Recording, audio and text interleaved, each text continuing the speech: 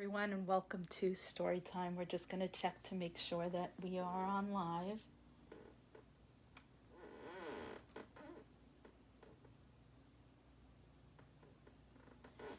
Okay, and we're going to share today some stories and songs about ducks.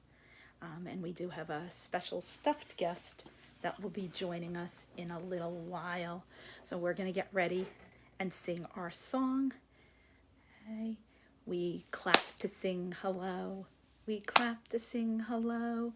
We are here at Storytime. We clap and sing hello. We wave and sing hello. We wave and sing hello. We are here at Storytime. We wave and sing hello. We stomp and sing hello. We stop and sing hello. We are here at Storytime. We stomp and sing hello. And today we're going to read about ducks. And our first story is a Pete the Cat story. So Pete wanted to come and say hello. Okay. And the story is on my Kindle, so you just have to bear with me, and I hope you'll be able to see. Okay. So here is Pete the Cat, and we are going to share Pete the Cat, 5 Little Ducks. Everyone say, hi, Pete. Pete, say hi to the boys and girls. Hi, boys and girls. Pete will come back in just a second. Pete the Cat, 5 Little Ducks. Oh, there they are. 1, 2, 3, 4, 5. And Pete. 5 little ducks went out to play, with one cool cat leading the way.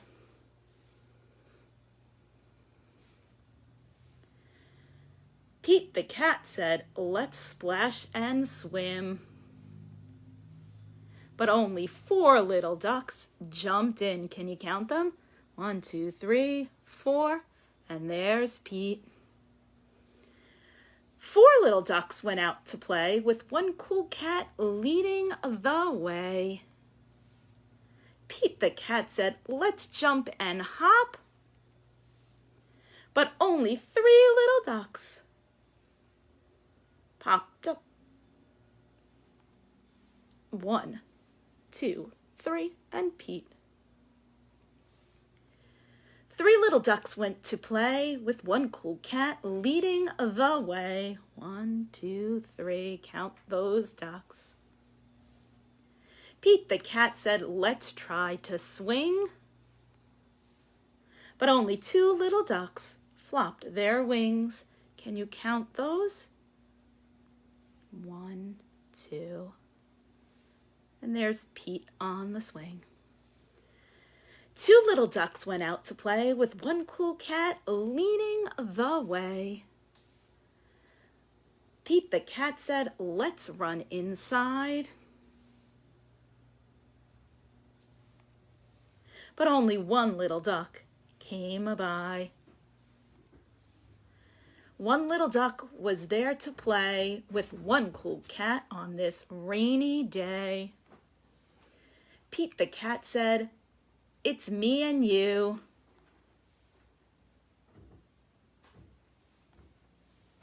But that little duck left too. Oh, poor Pete. He's all by himself.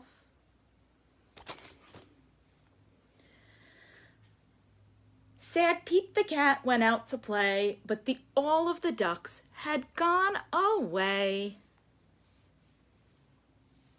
Pete the Cat said, hey, what was that? Quack, quack, quack, quack, quack, quack, quack. Can you quack with me? Here we go. Quack, quack, quack, quack, quack, quack, quack. And the 5 little ducks came running back. I hope you enjoyed that story, and I hope you enjoyed our visit from Pete. Bye-bye, boys and girls. Maybe I'll come back at the end. Hey, so we have a duck song that we're going to share, and it's to The Wheels on the Bus, and this is The Ducks on the Bus, and you could help out and sing along with us. The ducks on the bus go quack, quack, quack, quack, quack, quack, quack, quack, quack. The ducks on the bus go quack, quack, quack, all through the town. The ducks on the bus go flap, flap, flap. Can you flap, flap, flap, flap? Flap, flap, flap. The ducks on the bus go flap, flap, flap, all through the town. The ducks on the bus go waddle, waddle, waddle. Can you waddle? Waddle, waddle, waddle. Waddle, waddle, waddle. The ducks on the bus go waddle, waddle, waddle, all through the town. The ducks on the bus, they're gonna quack again. Go quack, quack, quack. Quack, quack, quack. Quack, quack, quack. The ducks on the bus go quack, quack, quack, all through the town. And today, boys and girls, I decided to share with you one of my very, very favorite stories about ducks. And it's Make Way for Ducklings by Robert McCloskey. And it takes place in Boston. And if you get a chance to go to Boston, you can see the bridge where this story takes place in the public gardens. And you can see the swan boats that are in this story as well. And it's an oldie but a goodie. It's a Caldecott Award-winning book, which is for the pictures. And for the time period it came out, it had wonderful pictures. Mr. and Mrs. Mallard were looking for a place to live, but every time Mr. Mallard saw what looked like a nice place, Mrs. Mallard said it was no good. There was sure to be foxes in the woods or turtles in the water, and she was not going to raise a family where there might be foxes and turtles. So they flew on. When they got to Boston, they felt too tired to fly any further. There was a nice pond in the public gardens with a little island on it. That very place to spend the night, quacked Mr. Mallard, and so down they flapped. And again, if you go to Boston, you can see this bridge and that rock. Next morning, they fished for their breakfast in the mud and at the bottom of the pond, but they didn't find very much. Just as they were getting ready to start on their way, a strange, enormous bird came by. It was pushing a boat full of people, and there was a man sitting on the back. "Good morning," quacked Mr. Mallard, being polite. The big bird was too proud to answer, but the people on the boat threw peanuts in the water, so the Mallards followed them all around the pond and got another breakfast better than the first. And again, you can see this building and the swan boats if you go to the public gardens. "I like this place," said Mrs. Mallard as they climbed out on the banks and waddled along. "Why don't we build a nest and raise our ducklings right in this pond? There are no foxes and no turtles, and the people feed us peanuts. What better could it be?" "Good," said Mrs. Mallard. Mr. Mallard, delighted at last that Mrs. Mallard had found a place that suited her. "But—" "Look out," squawked Mrs. Mallard all over the dither. "You got run over." And when she got her breath, she added, "This is no place for babies. All those horrid things rushing about. We'll have to look somewhere else." And the horrid thing she was referring to was a bicycle. Somebody going fast on there. So they flew over Beacon Hill and around the State House, but there was no place there. They looked in Louisburg Square, and there was no water to swim in. Then they flew over the Charles River. "That's better," quacked Mr. Mallard. "The island looks like a nice place, and it's only a little way from the public gardens." "Yes," said Mrs. Mallard, remembering the peanuts. "That looks like just the right place to hatch the ducklings." So they chose a cozy spot among the bushes near the water and settled down to build their nest, and only just in time, for now they were beginning to molt. All of their old wing feathers started to drop out, and they would not be able to fly again until the new ones filled in. But of course they could swim, and one day they swam over the park on the river bank, and there they met a policeman called Michael. Michael fed them peanuts, and after the Mallards called on Michael every day. After Mrs. Mallard had laid her 8 eggs in the nest, she could not go visit Michael anymore, because she had to sit on the eggs and keep them warm. She moved off the nest only to get a drink of water, only to have her lunch or to count the eggs and make sure they were all there. One day the ducklings hatched out.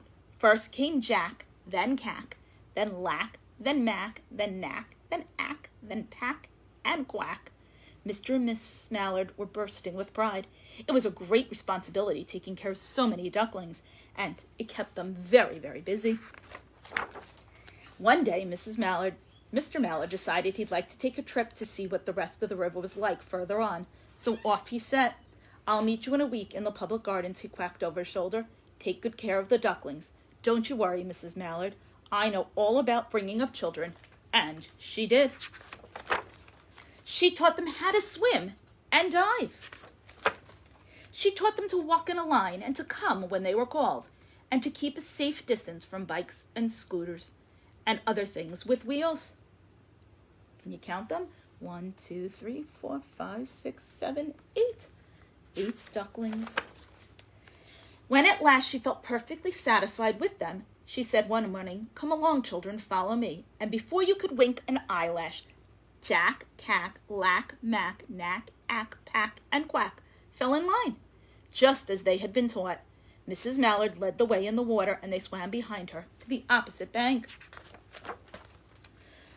There they waded ashore and waddled along till they came to the highway. Mrs. Mallard stepped out to cross this road. Honk, honk went the horns of the speeding cars. Quack went Mrs. Mallard as she tumbled back. Again, quack, quack, quack, quack went Jack, Cack, Lack, Mack, and Knack, Ack, Pack, and Quack, just as loud as their little quackers could quack. Their cars kept speeding by and honking, and Mrs. Mallard and the ducklings kept on right on quack, quack, quacking.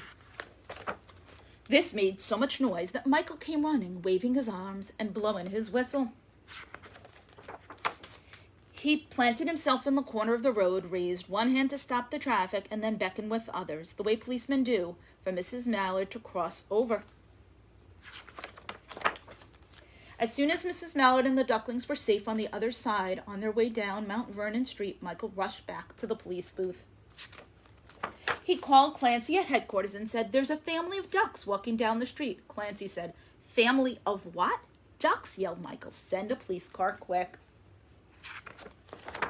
Meanwhile, Mrs. Mallard had reached the corner bookshop and turned to Charles Street with Jack, Cack, Lack, Mack, Knack, Ack, Pack, and Quack all marching in line behind her. People came out to watch those ducklings. Everyone stared. An old lady from Beacon Hill said, "Isn't it amazing?" And the man who swept the street said, "Well, now, ain't that nice?" And when Mrs. Mallard heard that, she was so proud she tipped her nose in the air and walked along with an extra swig in her waddle. When they came to the corner of Beacon, there was the police car with 4 policemen that Clancy had sent from headquarters. The policemen held back the traffic so Mrs. Mallard and the ducklings could march across the street right into the public gardens. Inside the gate, they all turned around to say thank you to the policeman, and the policeman smiled and waved goodbye. When they reached the pond and swam across to the little island, there was Mr. Mallard waiting for them, just as he had promised. The ducklings liked the new island so much that they decided to live there. All day long, they follow the swan boat and eat peanuts. And when the night falls, they swim to their little island and go to sleep. And that is one of my favorite stories, Make Way for Ducklings. And I hope one day you get to go to Boston and see the swan boats and the bridge and the little island. And there's actually statues of all the little ducklings that you can see there too. Okay, so we're going to share another song about ducks, and then we're going to say goodbye. 5 little ducks went out one day over the hill and far away. Mama duck said quack, quack, quack, quack, but only 4 little ducks came back. Okay. 4 little ducks went out one day over the hills and far away. Mama duck said, "Here you go, help me out, quack, quack, quack, quack, but only 3 little ducks came back." Now it's 3. 3 little ducks went out one day over the hills and far away. Mama duck said quack, quack, quack, quack, but only 2 little ducks came back. Two little ducks went out one day, over the hills and far away. Mama duck said quack, quack, quack, quack, but only one little duck came back. One little duck went out one day, over the hills and far away. Mama duck said quack, quack, quack, quack, but no little ducks came back. Well, I hope you enjoyed our story about ducks and our songs. And we're going to say goodbye now. I think maybe Pete will come back and help us say goodbye. Goodbye, boys and girls. And we end story time with our goodbye song. We clap to say goodbye. We clap to say goodbye. We are here at story time. We clap to say goodbye. We wave to say goodbye. We wave to say goodbye. We are here at story time. We wave to say goodbye. We stomp to say goodbye. We stomp to say goodbye. We are here at story time. We stomp to say goodbye. Bye, boys and girls. Thanks for joining us. We'll see you soon.